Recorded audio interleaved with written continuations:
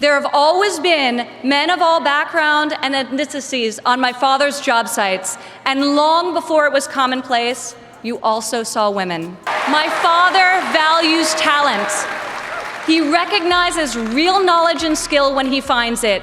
He is colorblind and gender neutral. Donald Trump's daughter, Ivanka Trump, tries her best to paint a different picture of her father.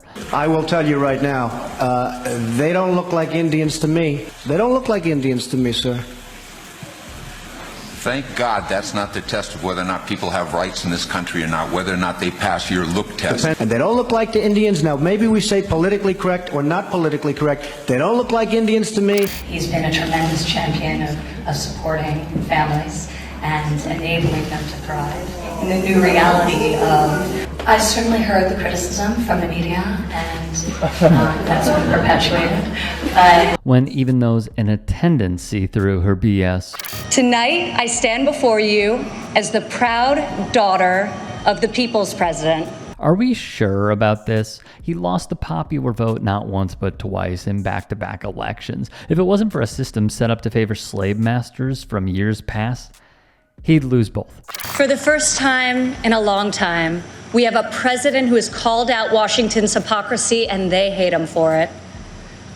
Dad, people attack you for being unconventional, but I love you for being real, and I respect you for being effective. Our president refuses to surrender his beliefs to score point with the political elite. To my father, you are the elite.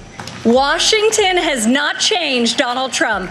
Donald Trump has changed Washington. Oh, he certainly did, especially on January 6th. You know, we need lawmakers to change laws. It just goes to show the policing system was built against black people, black and brown people. And that's the reason those reactions are different. That's the reason someone can walk or run or bust their way through or whatever into the Speaker of the House office and put their feet on the desk like they're sitting at home on their couch. And nothing happens. And we, stop calling them people protesters. They're terrorists. Donald Trump did not come to Washington to win praise from the Beltway elites. Donald Trump came to Washington for one reason and one reason alone: to make America great again. If I sat down with Ivanka Trump, my lone question would be to open up the dialogue at least. When was America great? We need to have a reckoning with the message that you have and what you're saying about make America great again. I think that you're harking back to an era that was not great for everyone. It might have been great for a few people, and maybe America is great for a few people right now, but it's not great for enough Americans in this world. And I think that we have a responsibility, each and every one of us. You have an incredible responsibility as, the chief of this country, to take care of every single person, and you need to do better for everyone. I have seen him fight for his employees.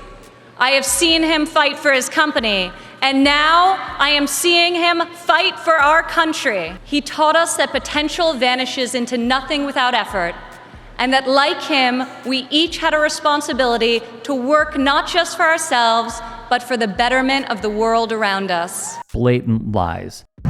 Trump's shooting right now. Let's see if he can hit the green. Oh, he shanked it. Oh my God, I got that on video. As hilarious as it is to watch him stink it up on the course, it comes at a price. Per TrumpGolfCount.com, he funneled over $144 million of American taxpayer money to his properties, likely keeping many afloat with our money. He is so unapologetic about his beliefs that he has caused me and countless Americans to take a hard look at our own convictions and ask ourselves, what do we stand for? What kind of America do we want to leave for our children? I am more certain than ever before we want a future where our kids can believe in American greatness. We want a society where every child can live in a safe community and go to a great school of their choice. Again, I must reiterate, she is intentionally clueless for the lust of power. We live in two Americas. And that was prime example of that yesterday. And if you don't understand that or don't see that after seeing what you saw yesterday, then you really need to take a step back, not even just one step, maybe 4 or 5 or even 10 steps backwards, and ask yourself, how do you want your kids, or how do you want your grandkids? How do we want America to be viewed as? How do we want to live, in this beautiful country? One of the reasons he has thrived as an entrepreneur is because he listens to everyone. Billionaire executives don't usually ask the people doing the work for their opinion of the work. My father is an exception. On every one of his projects, you'll see him talking to the super, the painter, the engineers, the electricians. He'll ask them for their feedback, if they think something should be done differently or could be done better. When Donald Trump is in charge, all that counts is ability, effort, and excellence. And what does he do after he talks to these hardworking people? Donald Trump hired my small business to design a clubhouse for the Trump National Golf Club. Trump, in a meeting, made this big circle and wrote, "Love over here." I sent a bill. It wasn't paid. The Trump organization said they would meet me at the clubhouse. There were probably 15 Trump organization people. They were going to offer me way less than half, barely a little more than a third of what we had built. I felt humiliated because here I was in the ballroom that I worked so hard to design, and they basically ganged up on me. I didn't feel that I had a lot of choice but to accept their lowball offer. So we sent that invoice, and it wasn't paid.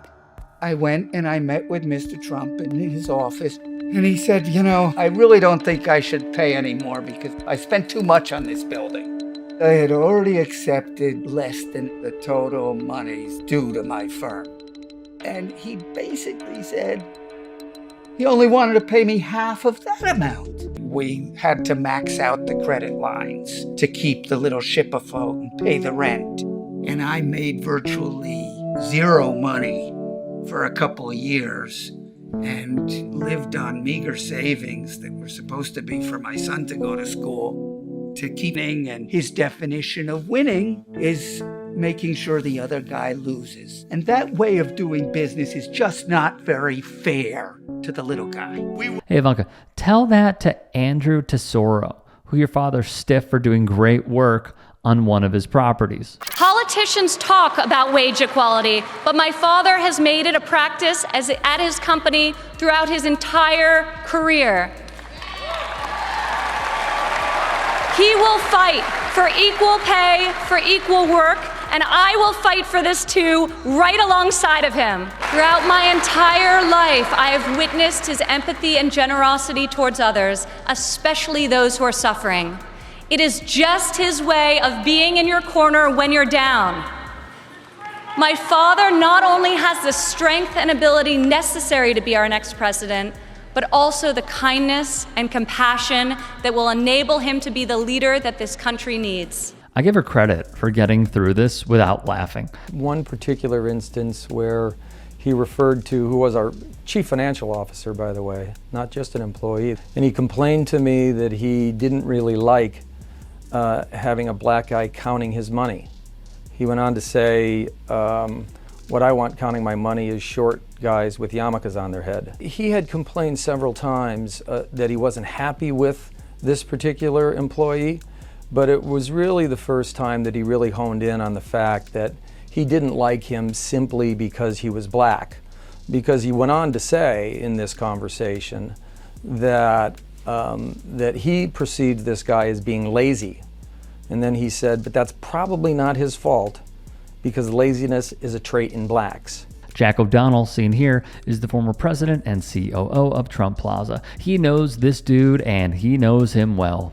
Before we get into it, if there are any stories we missed, if there are any that you would like to submit, get at me and follow me on Twitter, Instagram, TikTok. DMs are open, and please, if you can, support the network, keep us fully independent, keep us going. Gosh darn it. Go to tbyt.com/join. I love how Ivanka Trump is just there to be a political pawn and say that this man, her father, supports women. Like he is not credibly accused of essaying over 20 women.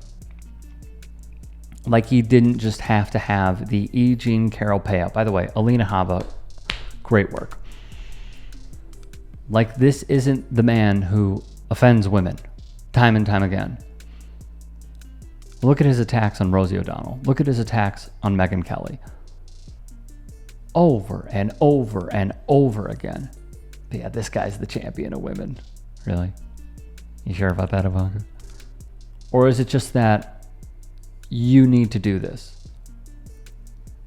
You have to do this in order to be the next in line. I know Succession was based on the Murdochs. It really feels like it's a mixture of the Murdochs and Trump. It really, really does. To say that her dad supports minorities, really? You really want to go there? Shame. Absolute shame. But the problem is, for the Trumps, they don't care about morals. They don't have any scruples. They're shameless. And they will take advantage of anybody at any point, at all times, to make a penny.